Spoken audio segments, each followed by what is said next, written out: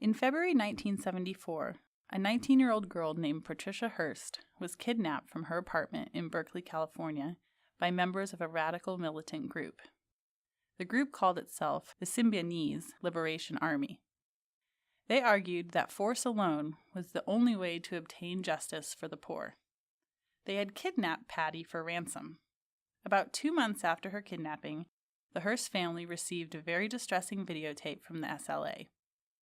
In it, their daughter Patty opened by calling her father a pig. She proceeded to say that she now agreed with the SLA's positions and had on her own free will decided to stay with the group. Oh, and she changed her name to Tanya. A year or so later, a bank's video cameras caught her on film with a few other SLA members robbing a bank. She was toting a high-powered machine gun, threatening the people in the bank. Her behavior was very much like a gun-toting revolutionary. The FBI, after trying for 2 years, finally located and detained her. At this point, the real mystery begins. After her capture by the FBI, Patty Hearst's behavior became even more puzzling. Even when she was no longer in danger from the group, she continued to call herself Tanya and espoused SLA philosophy. She also took full credit for her actions, going so far as to brag about them. What did they do with her? Well, they decided to try her for bank robbery. Hearst hired a famous attorney, F. Lee Bailey, who was one of O.J.'s attorneys, to defend her. There was no doubt, and the defense did not even try to argue, that she had been part of the bank robbery.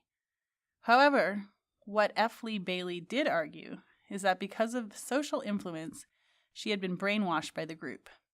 He said that she had gone along with the group's actions to reduce her fear, she was made to think up things that supported the group, and was rewarded with less violent behavior and more freedom. Basically, F. Lee Bailey was making a stunning argument that any of us, under the same circumstances, behave in the same way.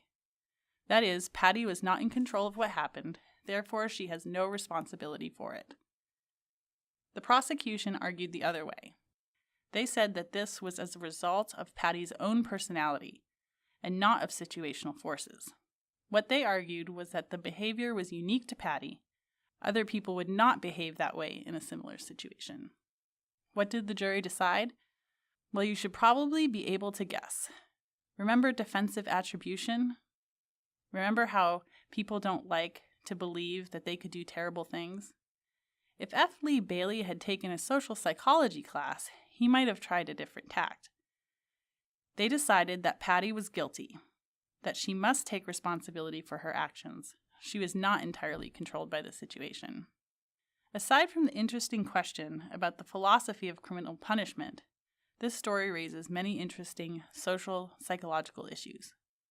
What caused Patty Hearst's bizarre behavior? What caused her attitude change? How did the other members of the group influence Patty's behavior? For our purposes, one of the fundamental issues it raises is our starting point for today's lecture. What causes people to conform to others' expectations and wishes? What caused Patty to conform?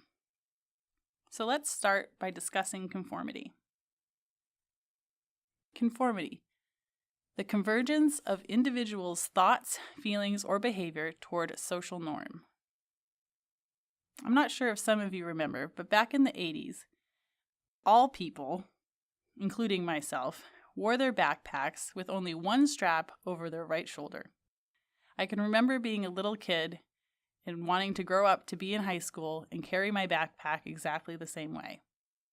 Honestly, I never noticed that everyone was doing the same thing until my social psychology professor pointed it out to me. The more I thought about it, the more bizarre I found it. It didn't seem to me like the most comfortable way to wear a backpack, with all the weight coming down on one shoulder.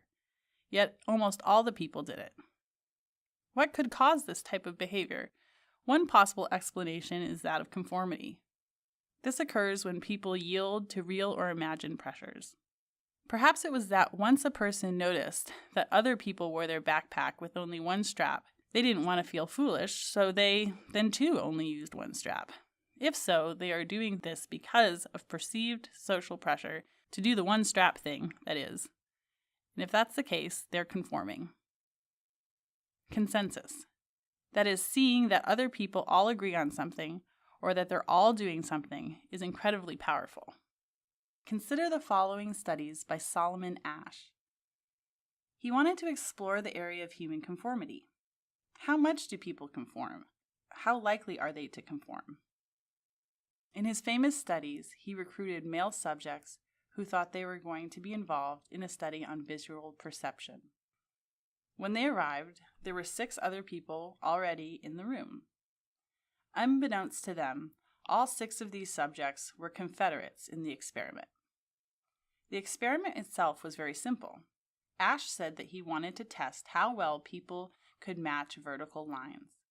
He would present them with 2 cards, like this, and then say, pick out the line from this card that matches this standard line. The catch is that the subjects would do so out loud in the specific order. The order is arranged so that the real subject would always go next to last, or 6th. The idea is that they would hear most of the other subjects' responses first, and then give their own. Got the picture? The task itself was extremely easy. Subjects would on their own get all of the trials correct. Well, what happened is this. For the first 2 trials, the Confederates gave accurate responses. Everything was running smoothly for the subject, probably thinking that this is an easy experiment. However, on the 3rd trial, the first Confederate gave an answer that was clearly wrong. Then, much to the chagrin of the real subject, all the other subjects gave the same wrong answer one by one. Well, what did they do? They knew what the right answer was, but everyone else had said the wrong one. Should they say what everyone else did, or should they stand out like a sore thumb and go with the right answer? What the results showed were pretty amazing, given the fact that there was practically no ambiguity as to whether or not the subjects knew the right answer. Subjects, on average, conformed on nearly 40% of the trials. There was a great deal of variability. Some subjects didn't conform at all, and some subjects conformed a great deal. 2 other points of interest about Asch's studies. The importance of group size. Asch did the experiment with different numbers of group sizes ranging from 1 to 15. He found that 1 Confederate had very little impact on conformity, and that the impact gradually increased in size until about 7 people. At 7 people, the impact leveled off, so that there was essentially no difference with respect to conformity between a 7-person group and a 15-person group. The second interesting point is the importance of group unanimity. Group sizes did not make that much difference if just one accomplice broke the others. That is, if one Confederate gave a different answer than the majority view, then conformity decreased a great deal, regardless of the group size.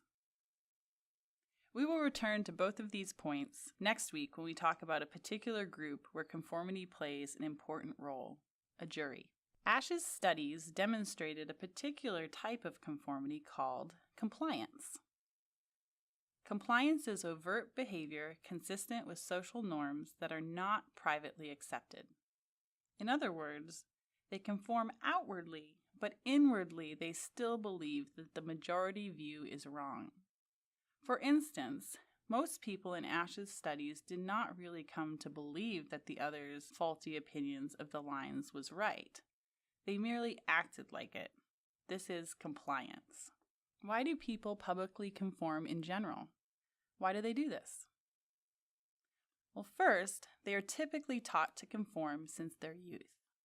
Also, humans typically have a need for affiliation or belongingness.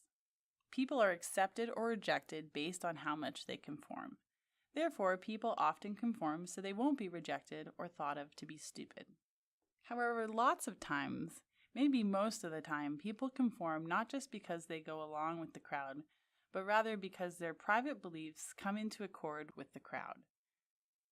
This we call private conformity. Consider your musical tastes.